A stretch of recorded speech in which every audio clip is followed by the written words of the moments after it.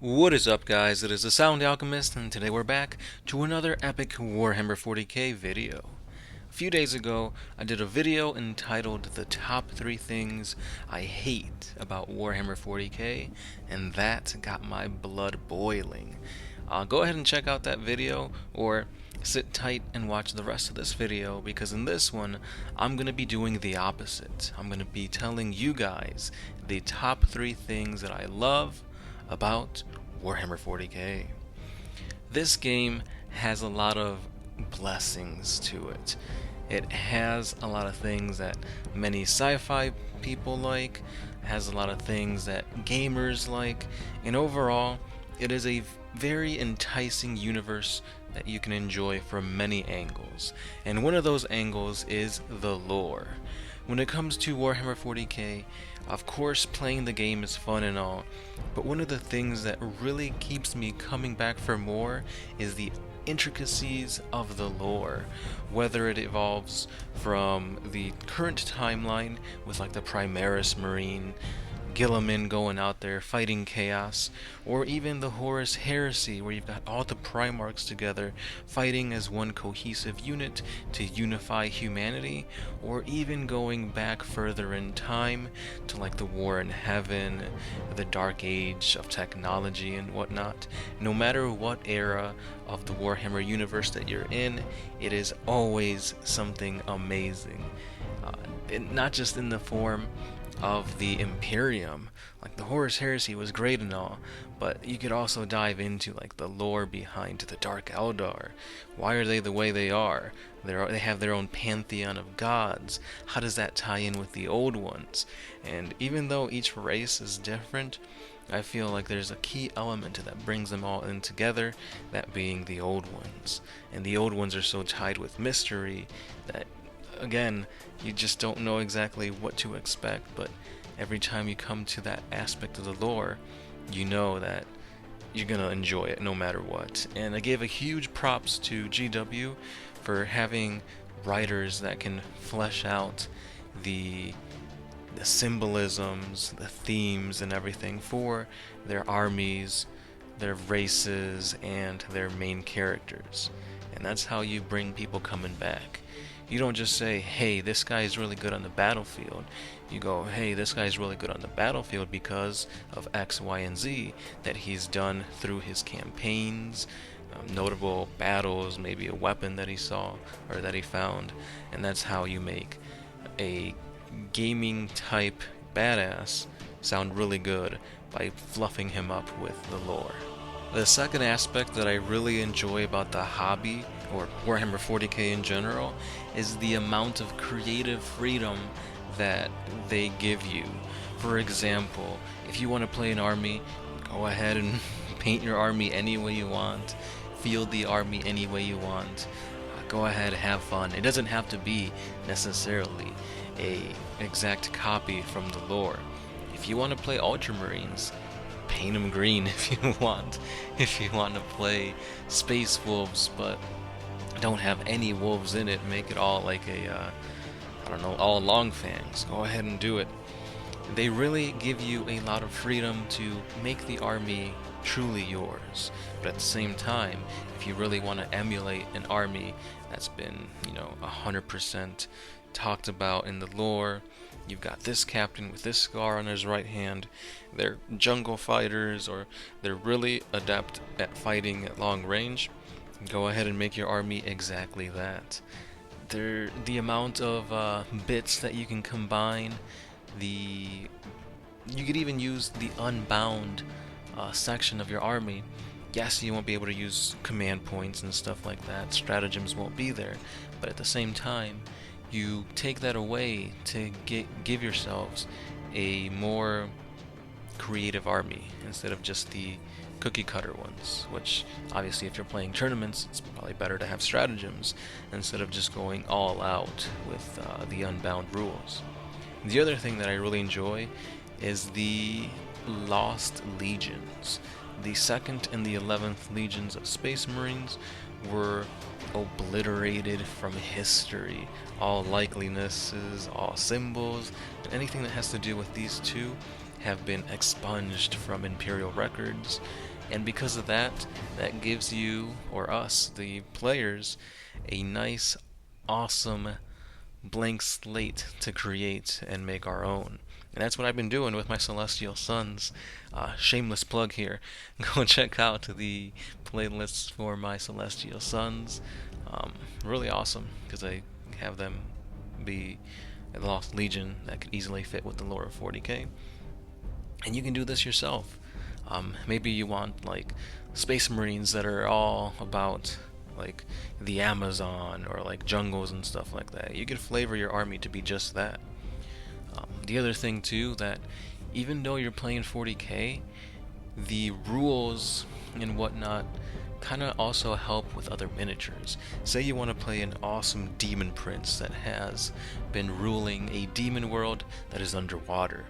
You could kit bash that with any model you want. Doesn't even have to be 40k. Go to your, I was gonna say Toys R Us, but sadly those are out of business. You can go to your local hobby store, gaming shop, whatever, and just find an awesome looking dragon, and boom, you could use that as a stand-in for your demon prince. Again, that's mostly like house rules and stuff. You can't use that in tournaments, but the idea of having any model represent a character's stats can easily work with the way that Warhammer 40k has designed its rules and whatnot. So creativity is a huge, huge boost that lets me love to play Warhammer 40k in a different way than the traditional sense. And lastly, the last thing that I'm going to talk about that I really, really enjoy about Warhammer 40k is the, I don't even know if this counts, but the exposure that it's getting. 40k has become a game that's not so looked down upon. Like, I remember back in 5th edition, like, I would kind of hide the fact that I played this war game, or like, they ask, oh, what are you playing, or what are those toys you have? I'm like, oh, it's Warhammer 40k, and they'd be like, what? What is that? Like, I've never heard of it. And that happens even more so, like, or not more so, but that still happens today. Like, for example, people at work or whatever, they're like, oh, you have a YouTube channel? What do you do? What do you talk about? And I'm like, Warhammer 40k, and they're like, what's that? So, even though it has its own, I guess, fan base, its own community, I feel like it's becoming widely more popular and more people are starting to be okay with it, which I think it's kind of because of the whole wave of like the nerdy is now in, or it's cool, especially with like D&D. All like Stranger Things has pushed D&D into more of a wider audience, and I definitely see a lot more people nowadays getting into Dungeons and Dragons, and I feel like 40k is getting up there in that, I guess, in the sense of that, especially with the games that they come out.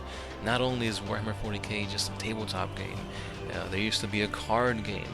You could play it on your mobile phone in a different type of way. Like, I know there's like Warhammer Fantasy or Age of Sigmar stuff on there. I think there's like a Titan game on there as well. You could play a whole bunch of strategy games on the computer. Inquisitor, the Dawn of War series, and they even have some games on console, such as Space Marine. Space Marine, I have to say, to date, has been the best Warhammer 40k game that I played, with the Dawn of War series coming in a close second. And those games, they're most of the time they're not as great as you would hope them to be. Like, you're not going to see them hit the mainstream and be like a really big game where it gets 10 out of 10 and you see hundreds of people playing it on Twitch or streaming it or whatever. But I feel like it'll get there soon, especially now with the announcement of the live action movie for Inquisitor Eisenhorn. That's definitely going to bring more people awareness into 40k, and hopefully sooner more than later 40k will be brought into the limelight, and you could see it gather a bigger player base, and just overall more publicity to it. Because the more people that know about this, the more people that would play it, and overall the more people that spend money on it. And more money for GW means more things for us players, be it 2 Primark releases in a year, or more video games, or more movies, something along the lines of that. And overall, that's just benefiting us, the players, as well as the company, and it's a win-win in my opinion. So, I'm not really sure if that counts as with my top favorite things, but I really do enjoy that 40K is getting the more love that it deserves, because it really is a very, very awesome universe. It could easily rival that of Star Wars. Like, as big as Star Wars is, I feel like 40K can rival that if it gets more exposure, and it slowly is. Just imagine if we get like these epic cinematic universe expanding movies on like following the Space Marines, or if Eisenhorn does really well, maybe we get to see Lord Solar Macarius, I believe that was the name of like one of the best Imperial Guard generals or whatever, who unified a whole section of the galaxy, and after his death it kind of all went to shit. But anyway, I'm just looking forward to something along these lines, hopefully in the near future. But anyway, those were my top 3 things that I really enjoy about Warhammer 40K.